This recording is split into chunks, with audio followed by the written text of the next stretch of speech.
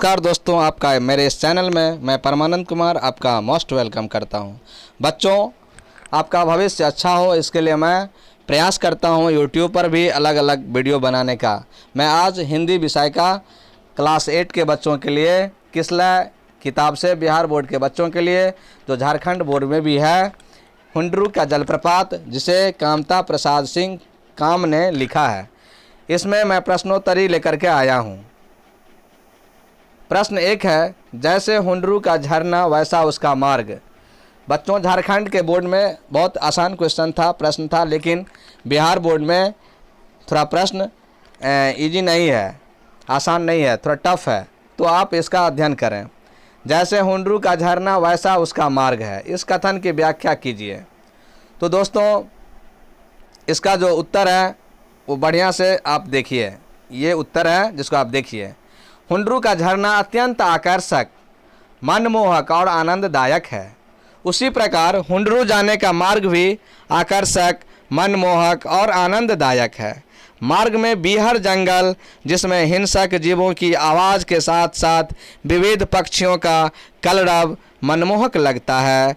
भरे भरे खेतों की हरियाली रास्ते का आनंद और भी बढ़ा देता है।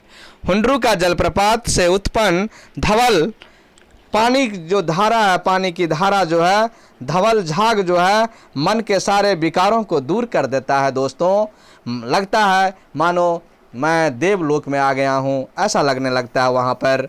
तो इस कथन की व्याख्या इस प्रकार से हो गया। दोस्तों, आप पॉज करके इसको नोट कर लीजिए और फिर मैं नेक्स्ट क्वेश्चन की ओर चलता हूँ। दोस्तों, क्वेश्चन 2 है आपका, बड़ा ही सुंदर क्वेश्चन है। आप देखिए, हुंडरू का झरना कैसे बना। हुंडरू का झरना किसी न किसी प्रकार से प्रकृति में ईश्वर की द्वारा बनाया गया है, प्रकृति के द्वारा बनाया गया है। दोस्तों, तो कैसे बना, तो बड़ा ही सुंदर चित्रण इसका है। देखिए उत्तर, आप लोगों को कोई दिक्कत नहीं होगा, नोट कर लीजिए। स्वर्ण रेखा नदी पहाड़ को पार करने के लिए अनेक भागों में विभक्त हो जाती है। स्वर्ण रेखा नदी जो है पहाड़ को पार करने के लिए अनेक भागों से विभक्त हो जाती है, पुनः एक जगह होकर पहाड़ से उतरती है, और यह है हुंडरू का झरना, जो 243 फीट ऊपर से गिरती है। दोस्तों, 243 फीट ऊपर से गिरती है। दोस्तों, बड़ा ही सुंदर है। पहाड़ को भी पार करने के लिए नदी पूरी कोशिश करती है। और आपको पूछा जाए कि हुंडरू का झरना कहाँ है, तो छोटा नागपुर जिले में है। दोस्तों, छोटा नागपुर जिले में है, जो रांची के नज़दीक है, झारखंड राज्य में, और जिसकी ऊंचाई है 243 फीट, लगभग 98 मीटर ऊंचाई है। दोस्तों, नेक्स्ट चलते हैं अगले प्रश्न की ओर। प्रश्न 3 है दोस्त, बड़ा ही सुंदर प्रश्न है। स्वयं झरने से भी ज़्यादा खूबसूरत मालूम होता है झरने से आगे का दृश्य। मतलब झरना भी फेल हो गया, उस दृश्य की सुंदरता का वर्णन अपने शब्दों में कीजिए। बच्चों, ऐसा प्रश्न है, तो आप इसका जवाब बेहतरीन तरीके से दीजिए। इस रेक्टेंगल के अंदर में देखिए दोस्तों, इस आयत के अंदर में देखिए, हुंडरू झरने से भी ज़्यादा खूबसूरत मालूम होता है उसके आगे का दृश्य। आगे घाटी है, पहाड़ों के बीच पतली नदी, मानो थर्मामीटर का पारा हो। नदी के इर्द गिर्द पत्थरों का अंबार, उस पर झाड़ी। मैंने फुलवरिया उत्क्रमित माध्यमिक उच्च विद्यालय में मैंने पढ़ाया है बच्चों को, बड़ा सुंदर लगा पढ़ाने में। ये कहानी 3-4-5 दिनों की कहानी है, छोटी कहानी नहीं है, क्योंकि प्रकृति का वर्णन, उस समय में आने वाले देवलोक की बातों का वर्णन, कोई प्रेरक प्रसंग का वर्णन मैं बच्चों को कराता हूँ। चारों ओर सुंदरता ही सुंदरता दिखाई पड़ती है। नदी के इर्द गिर्द पत्थरों का अंबार लगा हुआ है। दोस्तों, अंबार, उस पर झाड़ी, अलग ही विडंबना है, अलग ही उसकी सुंदरता को बढ़ा रही है, सौंदर्य को बढ़ा रही है। चारों तरफ संपूर्ण दृश्य प्राकृतिक है। दोस्तों, स्वर्ग जैसा सुख देने वाला यहाँ का मंजर है। हुंडरू के झरने से आगे का दृश्य स्वर्ग जैसा है, जहाँ पर राम जैसे प्रभु का लीला भी और कृष्ण जैसे प्रभु का रास लीला भी फीका पड़ जाता है। प्रभु जी माफ़ कीजिएगा, ये कामता प्रसाद सिंह काम ने आपके बारे में ऐसा लिखा है और मैं बच्चों को बता रहा हूँ। नेक्स्ट क्वेश्चन चलते हैं दोस्तों, 4 क्वेश्चन। बहुत ही सुंदर क्वेश्चन ये भी है। प्रस्तुत पाठ के आधार पर समझाइए कि किसी यात्रा वृत्तांत को रोचक बनाने के लिए किन किन बातों पर ध्यान दिया जाना चाहिए। हमारे एक बच्ची ने क्लास में रोशनी कुमारी, सरस्वती कुमारी जो रमेश यादव की बेटी है, और एक लड़की भारती कुमारी, और एक लड़की है कंचन कुमारी, इन सब लड़कियों ने बहुत ही अच्छा लिखा है। हाँ, बहुत अच्छा लिखी है प्रश्न उत्तर, मैंने देखा था। हाँ, मैं प्रशंसा भी किया। एक सोमनाथ कुमार है, एक संतोष यादव है, उसने भी लिखा है।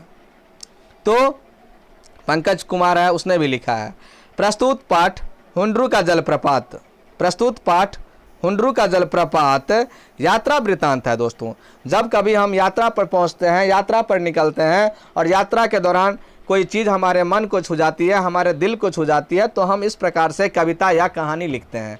तो कहानी लिखते हैं तो यात्रा वृत्तांत कहानी की गद्य विधा हो जाती है।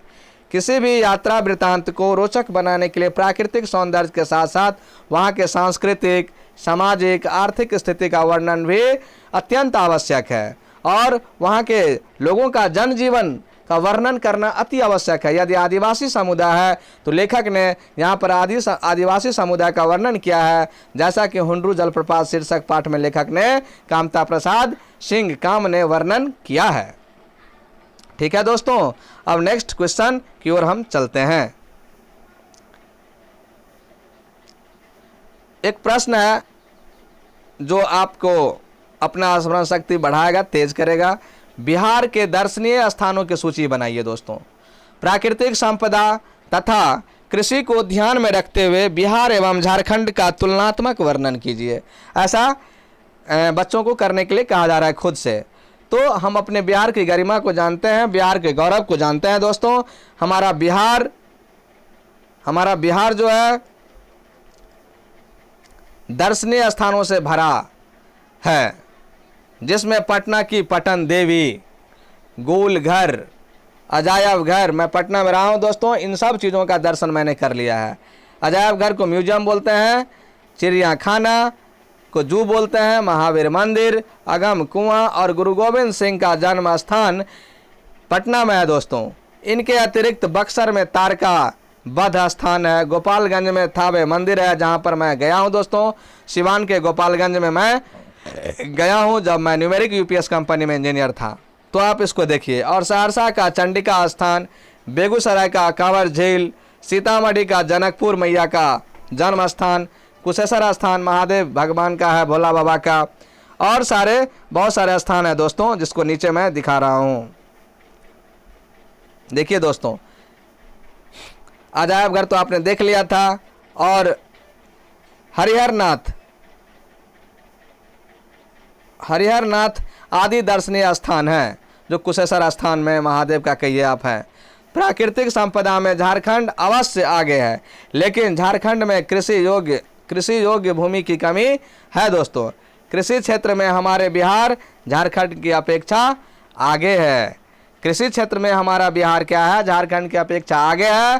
परंतु सोना कहिए या खनिज संपदा के बारे में कहिए तो खनिज संपदा में हमारा झारखंड बिहार से बहुत आगे है दोस्तों, जहाँ पर कोयला, अवरक ये सब का खान है दोस्तों। और इसी के साथ मैं इस चैप्टर को समाप्त करता हूँ दोस्तों। Thank you. अगर ये वीडियो अच्छा लगे तो ज़रूर आप इसका अध्ययन कीजिए बार बार, और मेरे इस वीडियो को शेयर करना नहीं भूलिए। अपने दोस्तों को शेयर कीजिए, अपने दोस्तों को कन्विंस कीजिए पढ़ने के लिए दोस्तों। स्टडी पॉइंट परमानंद कुमार अंधरा ठाडी, यदि आपने यूट्यूब पर खोजा परमानंद कुमार अंधरा ठाडी तो ज़रूर ये मिलेगा, और आप इसका अध्ययन कीजिए दोस्तों। शेयर कीजिए, लाइक कीजिए, कमेंट कीजिए। थैंक यू दोस्तों।